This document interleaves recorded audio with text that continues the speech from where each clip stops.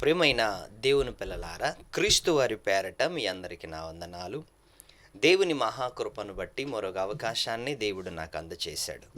మీతో మరి కొన్ని విషయాలను పంచుకోవటానికి దేవుడు నాకు ఇచ్చిన ఈ అవకాశాన్ని బట్టి కన్నతండ్రిన దేవుడికి కృతజ్ఞతాస్తుతులు చెల్లిస్తూ మరి యూట్యూబ్ను వీక్షిస్తున్న నా ఆత్మీయులందరికీ ప్రభు పేరట వందనాలు. ప్రియమైన దేవుని పిల్లలారా, దేవుడు ఈరోజు కూడా మరి మంచి సంగతులను మనందరికీ నేర్పించటానికి బైబిల్ ద్వారా దేవుడు ఇష్టపడుతున్నాడు. కాబట్టి దేవుని మాటలు ఎప్పటికీ మనుషులకి ఔషధం లాంటివి. దేవుని మాటలు నిత్యము మనుషులు నేర్చుకోవలసిన మాటలు. ఒకరోజు నేర్చుకొని రెండో రోజు వదిలేసేవి కాదు. ఒక వారం నేర్చుకొని రెండో వారం వదిలేసేవి కాదు. ఒక సంవత్సరం నేర్చుకొని మరో సంవత్సరం వదిలేసేవి కానే కాదు. జీవితాంతము దేవుని విషయాలలో మనము నేర్చుకుంటూ, దేవుని విషయాలను నేర్చుకుంటూ సమాజానికి నేర్పించటానికి, మన జీవితాలలో దేవుని పట్ల భయభక్తులు కలిగి నమ్మకంగా, యథార్థంగా, సాత్వికత్వంతోనూ మంచితనముతోనూ ఇవన్నీ దేవుని సుగుణాలను మనం కలిగి ఉంటూ సమాజంలో నిలబడటానికి ప్రయత్నం చేయాలి. దేవుడు మాట్లాడిన ప్రతి మాట కూడా, దేవుడు మనకు అందించిన ప్రతి మాట కూడా లోపము లేని మాట, మన లోపాలను సరిచేసే మాట. అందుకే ఎప్పుడు కూడా వాక్యాన్ని మనం ఎప్పుడు చిన్నచూపు చూడకూడదు, ఎప్పుడు వాక్యాన్ని నిర్లక్ష్యం చేయకూడదు, ఎప్పుడు వాక్యాన్ని మనం పట్టించుకోకుండా ఉండకూడదు. పట్టించుకోవాలి, వాక్యాన్ని నేర్చుకోవాలి. వాక్యము మనకి అన్ని విధాలుగా సహకారముగా ఉంటుంది. అందుకే ఈరోజు ఒక ప్రత్యేకమైన అంశాన్ని మనం ఈరోజు ముందు పెట్టుకొని ఆలోచిద్దాం. ప్రతిరోజు ఒక్కొక్క అంశంతో దేవుడు మనందరినీ హెచ్చరిస్తున్నాడు. ప్రతిరోజు ఒక్కొక్క అంశాన్ని బట్టి ఈరోజు మనం ప్రతిరోజు ఆలోచిస్తున్నాం. ఈరోజు కూడా ఒక ప్రత్యేకమైన అంశాన్ని ముందు పెట్టుకొని ఆలోచిద్దాం. ఈరోజు ప్రతి కుటుంబములో కానీ, సమాజములో కానీ, ప్రతి వర్గాలలో కానీ, ఈరోజు మనుషులు నివాసం చేస్తున్న స్థలాలలో మనుషులకి కరువైనది ఏదైనా ఉంది అంటే అదే సమాధానం. ఈరోజు సమాధానము లేకుండా ప్రజలు విచ్చలవిడిగా జీవితాన్ని జీవిస్తూ, సమాధానము లేకుండా ప్రజలు ఎన్నో ఇబ్బందులను ఎదుర్కొంటున్నట్లుగా మనకు కనిపిస్తుంది. అంటే సమాధానం ఏముందండి, పోయి తెచ్చుకుంటే వచ్చేది కదా అనుకుంటున్నారా? కాదు ప్రియులారా. పోయి తెచ్చుకొని మనం కొనుక్కునేంత ఈజీది కాదు సమాధానం.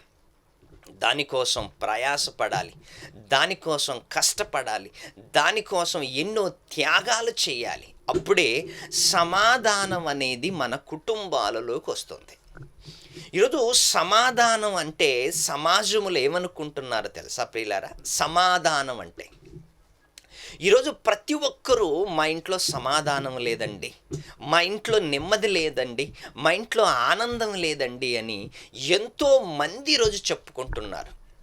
అన్న సమాధానం లేదన్నా అంటున్నారు. డబ్బులు ఉన్నవాడైనా, డబ్బులు లేనివాడైనా, ఆస్తులు ఉన్నవాడైనా, ఆస్తులు లేనివాడైనా, ఏంటి బలగం ఉన్నవాడైనా, బలగము లేనివాడైనా అందరూ చెప్పుకునేది ఒకటి ఏంటంటే, అన్న సమాధానం కరువైపోయిందన్న అంటున్నారు. అసలు ఎందుకు సమాధానము కరువైంది మన కుటుంబాలలో? తల్లంటే పిల్లలకు పడటం లేదు, పిల్లలంటే తల్లిదండ్రులకు పడటం లేదు, భార్య అంటే భర్తకు పడటం లేదు, భర్త అంటే భార్యకు పడటం లేదు, రాజకీయ నాయకులలో సమాధానం లేదు, రాజ్యాంగములో సమాధానము లోపించింది, ప్రపంచములో ఎక్కడ చూసినా సమాధానము లేకుండా పోయింది అని చెప్పచ్చు. ఎక్కడ చూసినా గొడవలు, ఎక్కడ చూసినా అల్లరులు, రాజకీయాలలో గొడవలు, సంఘాలలో గొడవలు, కుటుంబాలలో గొడవలు, భార్యాభర్తల్లో గొడవలు, అన్నదమ్ముల్లో గొడవలు, అక్క చెల్లెండ్లలో గొడవలు, ఇంటి ఈ పక్కల ఇరుగు పొరుగు వారితో గొడవలు, సమాధానం లేకుండా ఈరోజు ప్రతి వాళ్ళు కూడా సమాధానానికి దూరమైపోయి అనేకులు ఈరోజు ఎలాగైపోయారంటే మానసిక రోగానికి గురైపోయారు. చూడండి, ఈరోజు లక్షలు కోట్ల ఆస్తులున్న, కోటి రూపాయలున్న సమాధానానికి దూరంగా ఉన్నారు ఈరోజు.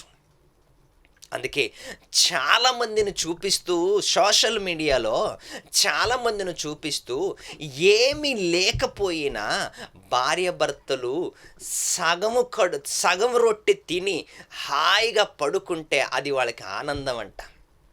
₹1,00,000 ఇంట్లో పెట్టుకొని ఆనందం కోల్పోవటం కంటే, ₹1,00,00,000 సంపాదించుకొని మన ఆనందం కోల్పోవటం కంటే ఆనందంగా అర్ధం రొట్టె తిని బ్రతికుండటం మేలు అంటుంది ప్రపంచం. అందుకే సమాధానాన్ని మన కుటుంబాలలోకి తీసుకురావాలి అంటే యేసుక్రీస్తు వారు సమాధానం గురించి మాట్లాడుతున్నాడు. ఏమంటే మనుషులు మాట్లాడితే నమ్మశక్యం లేదు, కానీ యేసుక్రీస్తు వారు మాట్లాడుతున్నాడు అంటే నమ్మశక్యమైన మాట, వినశక్యమైన మాట, వినుసొంపుగలిగిన మాట. అందుకే ఆయన ఏం మాట్లాడుతున్నాడో తెలుసా? బైబిల్లో యేసుక్రీస్తు వారు ఏం మాట్లాడుతున్నాడు ఒక్కసారి మనం బైబిల్ ఇప్పి చదువుకుందాం. ఎంత ఆశ్చర్యాన్ని కలిగిస్తుందా మాట. యేసుక్రీస్తు వారు ప్రసంగం చేస్తూ ప్రసంగాలలో సమాధానం గురించి మాట్లాడుతున్నాడు. ప్రసంగాలలో యేసు కొండ మీద ప్రసంగములో సమాధానం గురించి మాట్లాడుతున్నాడు. ఇది ఎన్నోసార్లు చదువుకున్నాం, ఎన్నోసార్లు ప్రసంగం చేశాం, కానీ చెప్పుకునేంత వరకే ఈ మాటకు పరిమితం అయింది. కానీ సమాధానం మన ఇంట్లో కూడా ఉంటే ఎంత బాగుంటుంది అని ఆలోచించండి ఒక్కసారి. అసలు ఈరోజు సమాజంలో కానీ మన సమస్యలు ఎక్కువైపోయేసరికి సమాధానం లేకుండా పోతుంది. ఈరోజు సమాధానం లేకుండా మనుషుల మధ్య ప్రేమ చల్లారిపోయి, మనుషుల మధ్య అక్రమము విస్తరించిపోయి, ప్రేమ చల్లారి సమాధానానికి దూరమైపోయింది ఈ ప్రపంచం. అందుకే యేసువారు మాట్లాడుతూ ఒక కొత్త విధానాన్ని సమాజానికి పరిచయం చేసే మాట చూడండి ఒకసారి. 5వ అధ్యాయం, మత్తయి రాసిన సువార్త 5వ అధ్యాయము 9వ వచనం. ఒక్కసారి ఎంత మంచి మాట చదువుకుందాం. మీ బైబిల్ విప్పి ఖచ్చితంగా మీరు చదవాలి. 9వ వచనం, సమాధానము గలవారు, సమాధానపరుచువారు ధన్యులు, వారు దేవుని కుమారులు అనబడుదురు. సమాధానముగా ఉండువారు, సమాధానము పరుచువారు. ఏముంది ఇక్కడంక? సమాధానపరుచువారు ధన్యులు, వారు దేవుని కుమారులు అనబడుదురు. సమాధానంగా ఉండమంటున్నాడు దేవుడు. యేసుక్రీస్తు వారు ఎంత మంచి మాట లేవనెత్తాడు. సమాధానంగా ఉండండి, సమాధానం పరచండి, సమాధానముగా ఉండువాళ్ళే దేవుని కుమారులు అనబడుదురు అంటున్నాడు. నువ్వు దేవునికి కుమారుడవ్వాలి అంటే, నువ్వు దేవుని కుమార్తె అవ్వాలి అంటే గొడవలు పెట్టుకోకుండా సమాధానంగా ఉండాలంట. ఈరోజు భార్య భర్త మధ్యలో గొడవలు, అన్నదమ్ముల మధ్యలో గొడవలు, తల్లిదండ్రుల మధ్యలో గొడవలు, ఆస్తుల కోసం గొడవలు, ఏమిటి ఎన్నో విధాలుగా గొడవలు ఈరోజు రేగుతున్నాయి అంటే కారణము కుటుంబాలలో సమాధానం దూరమైపోయిందంట.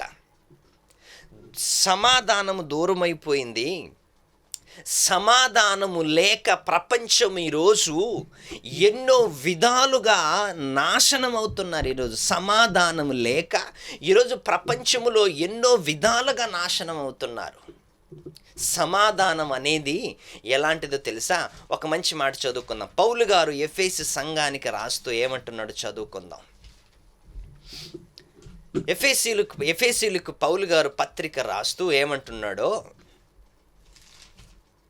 3వ అధ్యాయం, ఎఫెసీలు రాసిన పత్రిక 4వ అధ్యాయం, 4వ అధ్యాయములో సమాధానం గురించిన మాటలు మనకి ఇక్కడ కనిపిస్తున్నాయి. 4వ అధ్యాయం 1వ వచనం, బైబిల్ ఉన్న వాళ్ళందరూ చక్కగా తీసి చదువుకోగలిగితే. కాబట్టి మీరు సమాధానమును బంధము చేత, సమాధానం అనేది ఒక బంధం లాంటిదంట. తల్లి తండ్రుల బంధం, పిల్లలు తండ్రుల బంధం, అన్న తమ్ముడు బంధం, అక్క చెల్లెలి బంధం, భార్య భర్తల మధ్య బంధం, ఇలా బంధాలు లాంటిది ఏంటంట? సమాధానం అంట. అందుకే కాబట్టి మీరు సమాధానమును బంధము చేత, సమాధానమును బంధము చేత ఏమంటుంది అక్కడ? ఇంకా ఆత్మ కలిగించు ఐక్యమును కాపాడుకొనుట్ల యందు శ్రద్ధ కలిగిన వారై ప్రేమతో ఒకరికొకడు సహించుచు, ప్రేమతో ఒకరికొకడు సహించుచు. ఆత్మ బంధము కలిగిన వాళ్ళు, ఆత్మ బంధము కలిగించే ఒక మంచి లక్షణం ఏంటంటే ఏమంటుంది?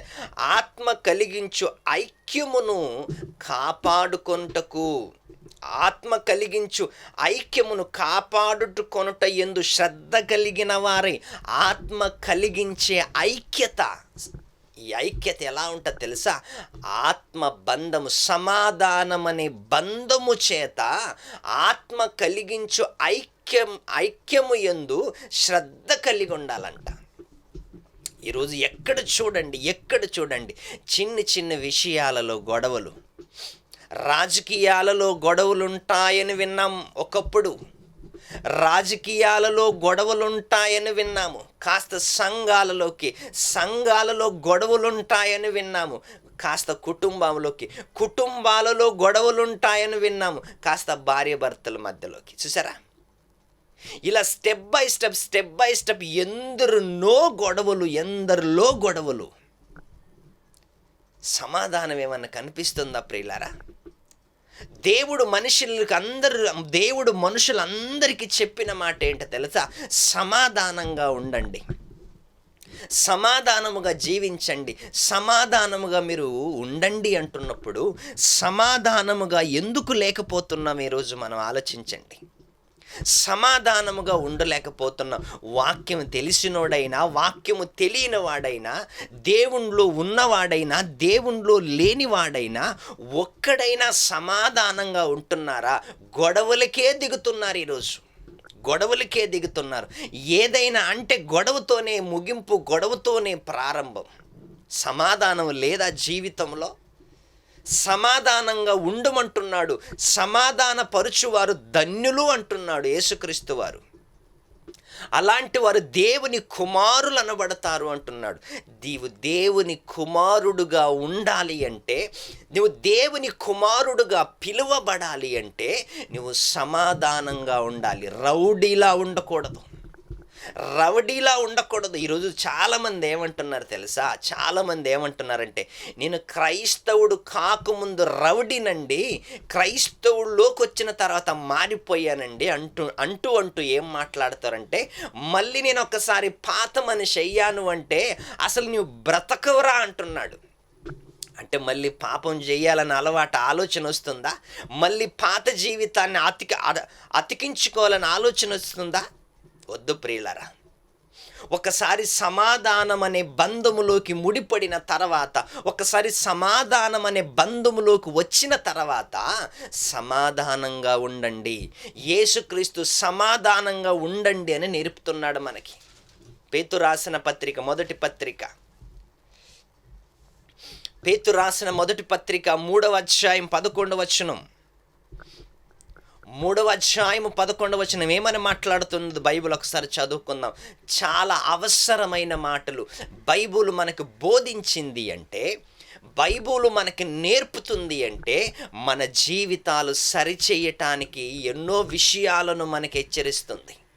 మన కుటుంబాలకు హెచ్చరిస్తుంది, మన ఇరుగు పొరుగు వారిని హెచ్చరిస్తుంది, మన సొసైటీని హెచ్చరిస్తుంది, మన సమాజాన్ని హెచ్చరిస్తుంది బైబిల్. ఈరోజు బైబిల్ మీద దుమ్మెత్తి పోసేవాళ్ళని కానీ, బైబిల్ పైన వ్యతిరేకంగా మాట్లాడేవారిని కానీ అందరినీ సమాధానపరుస్తుంది దేవుని వాక్యము. పేతురు రాసిన మొదటి పత్రిక 3వ అధ్యాయం 11వ వచనం. అతడు కీడు నుండి తొలగి మేలు చేయవలెను. అతడు కీడు నుండి తొలగి. ఎవడైనా బైబిల్కి కీడు చేస్తున్నాడా, సమాజానికి కీడు చేస్తున్నాడా, సొసైటీకి కీడు చేస్తున్నాడా, అలాంటి వాడికి బైబిల్ ఏమని చెప్తుందో తెలుసా? అతడు కీడు నుండి తొలగి మేలు చేయవలెను, సమాధానమును వెతికి దానిని వెంటాడవలెను. సమాధానం అనే దానిని ఏం చేయాలంట? వెతకాలి. ఎక్కడ దొరకదది. సమాధానమును వెతికి దానిని వెంటాడండి అంటుంది బైబిల్. సమాధానమును వెతకండి. డబ్బుల్ని ఎలాగైతే వెతుకుతున్నారో, బంగారం ఎలాగైతే వెతుకుతున్నారో, సమాజంలో ఎన్నో విధాలుగా ఎన్నోటినో వెతుకుతున్నారు కదా, సమాధానమును కూడా ఎందుకు వెతకటం లేదు? ఈరోజు శాస్త్రవేత్తలు అంతరిక్షంలో వెతుకుతున్నారు, పోలీసులు దొంగలను వెతుకుతున్నారు, దొంగలు ఏ ఇళ్ళను దోచుకోవాలని వెతుకుతున్నారు. కానీ బైబిల్ ఏం బోధిస్తుందో తెలుసా? సమాధానమును దానిని వెంటాడి వెతకండి. సమాధానమున్న కుటుంబము అన్ని కుటుంబాల కంటే మంచి కుటుంబం. అన్ని కుటుంబాల కంటే సమాధానమున్న కుటుంబం. ఈరోజు ఏ కుటుంబంలో సమాధానం ఉందో చూడండి, మీరు ఆలోచించండి. ఏ కుటుంబంలో సమాధానం లేదు. సమాధానంగా ఉండండి అని పౌలు గారు అంటుంటే, సమాధానంగా ఉండండి అని పేతురు గారు అంటుంటే, సమాధానంగా ఉండండి అని యేసుక్రీస్తు వారు అంటుంటే, సమాధానంగా ఉండండి అని దేవుడే అంటుంటే, సమాధానానికి ఎక్కడ ఈరోజు మనుషులు చోటిస్తున్నారు? సమాధానం మనుషుల మధ్య కొరువైపోయింది. సమాధానం అనే బంధము, ఆత్మ కలిగించు బంధము, సమాధాన బంధము, ఆ బంధాన్ని ఈరోజు మనుషులు వదిలేసుకున్నారు. ఆ సమాధానం అనే బంధాన్ని ఈరోజు మనిషి ధిక్కరించేశాడు. అందుకే మనిషి టెన్షన్లోకి వెళ్ళిపోయాడు, మనిషి బాధల్లోకి వెళ్ళిపోయాడు, మనిషి ఆవేదనలోకి వెళ్ళిపోయాడు, మనిషి చీకట్లోకి వెళ్ళిపోయాడు. ఎందుకో తెలుసా? సమాధానానికి దూరమయ్యాడు కాబట్టి. పోయాడు కాబట్టి. ఒకసారి ఇర్మియా గ్రంథం చదువుకుందాం. ఇర్మియా గ్రంథం 6వ అధ్యాయం.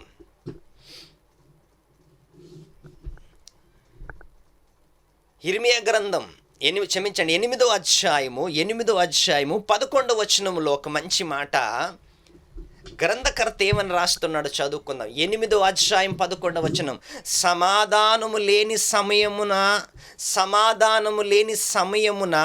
సమాధానమని చెప్పువారు నా జనులు.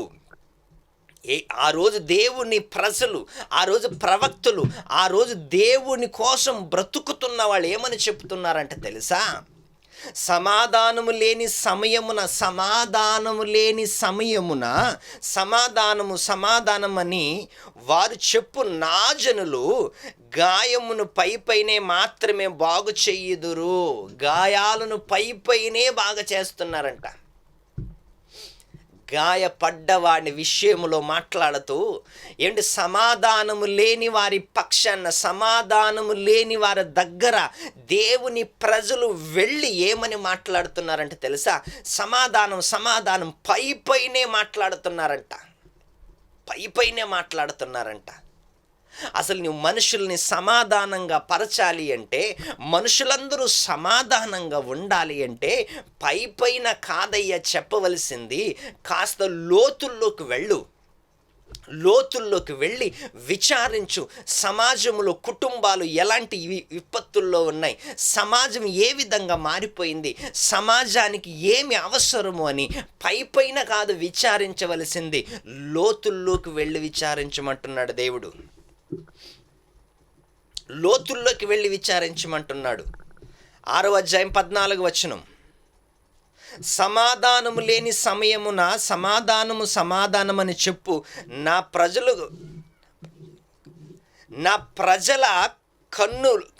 ప్రజల కన్నా గాయములు పైనే మాత్రమే బాగు చేయుదురు. నా ప్రజలకి గాయములు పైనే బాగా చేస్తారంట, పైనే విచారం చేస్తారంట. అందుకే మీరు ఆలోచించండి ప్రియులారా, దేవుడు మనందరి విషయంలో ఒక మంచి నిర్ణయము కలిగి, మంచి ఆలోచన కలిగి ఉన్నప్పుడు ఈరోజు మనం ఎందుకు ఈరోజు ఒకరంటే ఒకరు పడకుండా, ఒకరంటే ఒకరు నచ్చకుండా, ఒకరంటే ఒకరికి వ్యతిరేకంగా జీవిస్తున్నాం? ఎందుకు తెలుసా? మన దగ్గర సమాధానం లేదు కాబట్టి.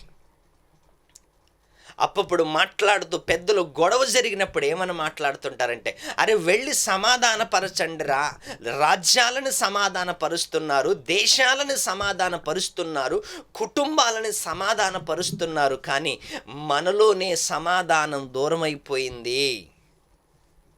ఏంటి? మనలోనే సమాధానం దూరం అయిపోయింది. మనలోనే సమాధానం లేదు ఈరోజు.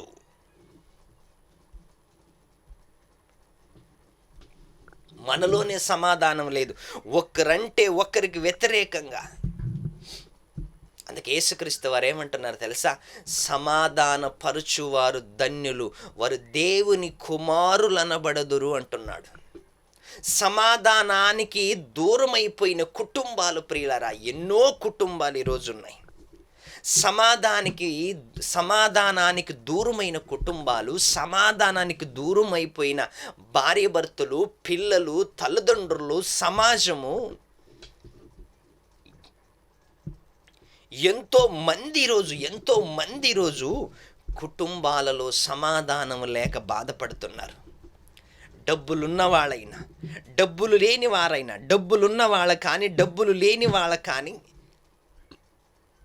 అనేక మంది ఈరోజు ఏమంటున్నారంటే ప్రియులారా, సమాధానంగా ఉండండి అంటున్నారు. సమాధానం అన్నిటికంటే ప్రాముఖ్యమైనది, సమాధానం అన్నిటికంటే శ్రేష్టమైనది, సమాధానం అన్నిటినీ ఓదార్చుకునేది సమాధానం. సమాధానం మనిషి ఉంటే ప్రియులారా ఏదైనా సాధించగలడు. కుటుంబంలో ఎవరు సమాధానం లేరనుకోండి, కుటుంబంలో ఉండటానికి ఇష్టం ఉండదు. సమాజంలో ఎవరు సమాధానంగా లేరనుకోండి, సమాజంలో ఉండటం ఇష్టం ఉండదు. ఎవరి మధ్యలోకి వెళ్ళిన గొడవలు, ఎవరి మధ్యలోకి వెళ్ళిన వంకర చూపు, ఎవరి మధ్యలోకి వెళ్ళిన బూతులు మాట్లాడుతున్నారనుకోండి, ఎవరి దగ్గరికి వెళ్తావు? ఎవరి దగ్గరికి వెళ్ళిన అవే మాటలే, ఎవరి దగ్గరికి వెళ్ళిన అవే చూపులే. సమాధానంగా పలకరించటం లేదు, సమాధానంగా మాట్లాడటం లేదు, సమాధానంగా సమాజాన్ని దగ్గర తీసుకోవటం లేదు.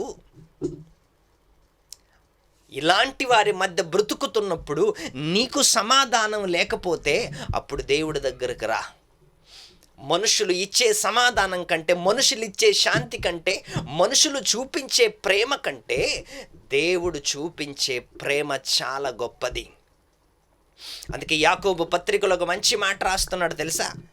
2వ అధ్యాయము 16వ వచనం, మీలో ఎవడైనా శరీరమునకు కావలసిన వాటిని ఇయ్యక సమాధానముగా వెళ్ళుడి, చలి కాచుకొనుడి, తృప్తి పొందుడని చెప్పిన ఎడల ఏమి ప్రయోజనం? ఏం ప్రయోజనం అండి? మీరే చూసుకోండి, మీరే సమాధానం పడండి, సమాధానంగా ఉండండి అని చెప్పటం కాదు. సమాధాన పరచటానికి ఏం కావాలి? వాళ్ళు సమాధానంగా ఉండటానికి వారికి లోపించిందేంటి? వారు సమాధానం లేకపోతున్నారంటే కారణం ఏంటి? ఎక్కడ దెబ్బతింటుంది కుటుంబాలు? సమాజం ఎక్కడ దెబ్బతింటుంది? సంఘాలు ఎక్కడ దెబ్బతింటున్నాయి? ఇవన్నీ కూడా ఆలోచించొద్దు?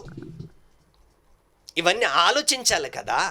ఆలోచించకుండా ఏమంటుంది యాకోబు ఎంత చక్కగా మాట రాస్తున్నాడు తెలుసా? మీలో ఎవడైనను శరీరమునకు కావలసిన వాటిని ఇయ్యక సమాధానముగా వెళ్ళుడి, చలి కాచుకొనుడి, తృప్తి పొందుడి అని చెప్పిన ఎడల ఏం లాభం? మాటలతో కాదయ్య మనిషి సమాధానంగా ఉండవలసింది. మాటలతో కాదు మనిషి సమాధానంగా ఉండవలసింది, చేతలతో చూపించాలి, క్రియలతో చూపించాలి, ప్రవర్తనతో చూపించాలి. ఊరికే సమాధానంగా ఉండంటే ఎవరుంటారండి? ఆకలి కొన్న వాడికి వెళ్ళి భోజనం చేయి, వెళ్ళి బిర్యానీ తిను, వెళ్ళి థమ్సప్ తాగు, వెళ్ళి మంచి నిద్ర చెయ్యి అంటే లాభం ఏంటి? వాడికి అవసరమైనవి నీవు పెట్టాలి అంటుంది బైబిలు. వెళ్ళి సమాధానంగా వెళ్ళి చలి కాచుకో, వెళ్ళి భోజనం చేయి, తృప్తిపడు అనటం కాదు. నీవు భోజనం పెట్టాలి. చలిగా ఉంటే దుప్పట కప్పాలి. తృప్తి లేకపోతే వాడికి తృప్తినిచ్చే కార్యక్రమాలు చేయాలి. ఇన్ని వాక్యాలు నేర్చుకుంటున్న మనము, ఇన్ని ప్రసంగాలు వింటున్న మనము, మన జీవితాలలోనే సమాధానం కరువైందనుకోండి. ప్రసంగం చెప్పేవాడి జీవితంలో సమాధానం లేదు. క్రైస్తవ కుటుంబాలలో సమాధానం లేదు, సంఘాలలో సమాధానం లేదు. ఇవన్నీ ఎందుకు కుటుంబాలు, సంఘాలు, సేవకులు సమాధానానికి దూరంగా ఉంటున్నారు అంటే ఐక్యమత్యం అనేది కరువైపోయింది. ఆత్మ కలిగించు ఐక్యము ఈరోజు చాలా అవసరమైనది ప్రియులారా, చాలా అవసరమైనది. ఆత్మ కలిగించే ఐక్యము ఎంత అవసరమైనదో మరొకసారి చదువుకుందాం ఆ మాటని. కాబట్టి సమాధానమును బంధము చేత ఆత్మ కలిగించు ఐక్యమును కాపాడుట యందు ఆత్మ కలిగించు సమాధానము బంధము చేత ఆత్మ కలిగించు ఐక్యమును కాపాడుట యందు శ్రద్ధ కలిగిన వారి ప్రేమతో ఒకరికొకడు సహించుచు. ఓపిక, సహనము లేదు, ఓపిక లేదు. మాటకి మాట జవాబు. సమాధానం ఎలా ఉంటుంది కుటుంబంలో, సొసైటీలో సమాధానం ఎలా ఉంటుంది, రాజకీయంలో సమాధానం ఎలా ఉంటుంది? మాటికి మాట సమాధానం అనుకుంటున్నారా? కాదు ప్రియులారా, మాటికి మాట సమాధానం కాదు. సహించుటే సమాధానానికి మూలం. సహించుటే సమాధానపరిచి. అవతలోడు వదురుతున్నాడు అనుకోండి, అవతలోడు బాగా వదురుతున్నాడు అనుకోండి, మనం సైలెంట్ అయిపోవాలి. ఎందుకంటే వాడు వదురుతున్నాడు, నీ వదురుతున్నావు, వాడు వదురుతున్నాడు అంటే ఇద్దరిలో సమాధాన పడేది ఎవరు?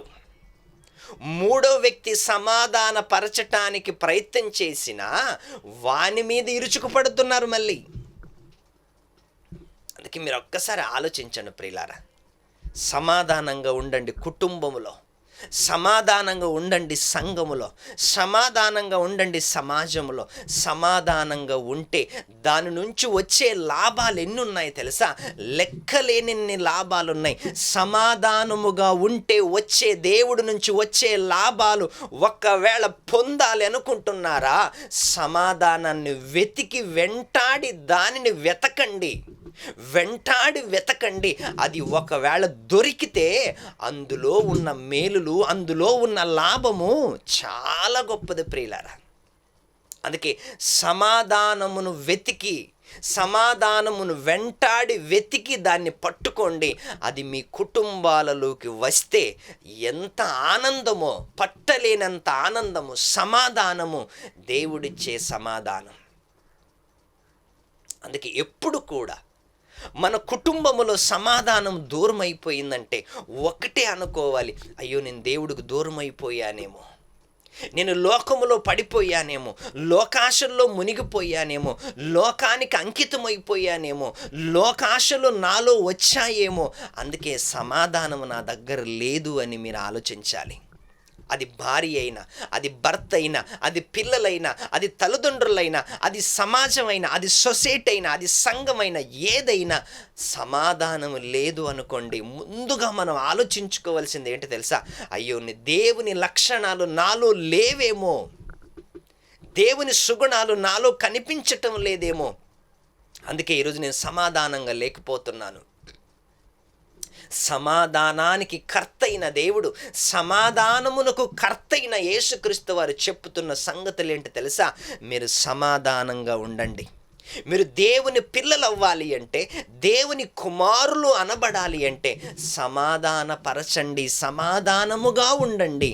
అదే మనకి మంచి భవిష్యత్తునిస్తుంది అంటున్నాడు. ఊరికే వెళ్ళండి, చలి కాచుకోండి, సమాధానంగా ఉండండి, భోజనం చెయ్యండి, తృప్తి పడండి అనటం కాదు ప్రియులారా. మన జీవితాలలో మనము చేయవలసిన కార్యక్రమాలు చేయాలి, ఓపికతో ఉండాలి, సహించాలి, ఒకరినొకరు సహించుకుంటూ బ్రతకాలి. ఒకరికొకరు సహించుకునే జీవితం మనకు దేవుడిచ్చాడు కదా, సహించుకుందాం. సహించుకొని దేవునిలో వెదగదాం, అనేకులకు సువార్తను ప్రకటిద్దాం. సమాధానం అనే బంధము చేత ఆత్మ కలిగించు ఐక్యముగా ఉంటూ ఒకరినొకరు ఏం చేసుకుందాం, సహించుకుందాం. నీవు తప్పు చేస్తే నా ఎడల తప్పుగా ప్రవర్తిస్తే క్షమించు. క్షమించటమే దేవుడు నేర్పింది, క్షమించటమే యేసుక్రీస్తు వారు నేర్పింది, సహించటమే యేసుక్రీస్తు వారు నేర్పింది. ప్రియులారా, ఒకరినొకరు కొట్టుకోమని కాదు, ఒకరికొకరు తిట్టుకోమని కాదు, ఒకరంటే ఒకరి పైన దుమ్మెత్తి పోసుకోవటం అనే కాదు, నీవంటే నేనంటే నువ్వని చెప్పుకోవటం, తిట్టుకోవటం కాదు. సమాధాన పడండి అంటున్నాడు యేసుక్రీస్తు వారు. సమాధానంగా ఉండండి, ఐక్యంగా ఉండండి, ఆలోచనతో ఉండండి. దేవుణ్ణి ఆరాధించండి, ఆత్మతోనూ సత్యముతోనూ దేవుణ్ణి ఆరాధించండి, ఆనందముతో దేవుణ్ణి ఆరాధించండి అని యేసుక్రీస్తు వారు అంటున్నప్పుడు ఎందుకు మనకెక్కటం లేదు ఈ మాటలు? ఎందుకు ఈ మాటలు మనకి మైండ్లోకి ఎక్కటం లేదు? ఎందుకు అంటే అపవాది మన పక్కలుండి విన్న వాక్యాన్ని ఏ రోజు వింటావో ఆ రోజు ఎత్తుకొని వెళ్ళిపోతాడు. అందుకే సమాధానంగా ఉండండి. సమాధానం ఏ కుటుంబంలోనైతే లేదో దేవుడి దగ్గరకు రండి, దేవుణ్ణి అడగండి. ప్రభువా, మా కుటుంబాలలో సమాధానం లోటైపోయింది ప్రభువా, దయచేసి మా కుటుంబంలో సమాధానం దయచేయమని దేవుణ్ణి అడగండి. దేవునికి మొరపెట్టండి. దేవుడు ఖచ్చితంగా మీ కుటుంబములో శాంతి సమాధానమును కలుగు చేస్తాడని చెప్తూ ఈ మాటలు ముగిస్తూ సెలవు తీసుకుంటున్నాను.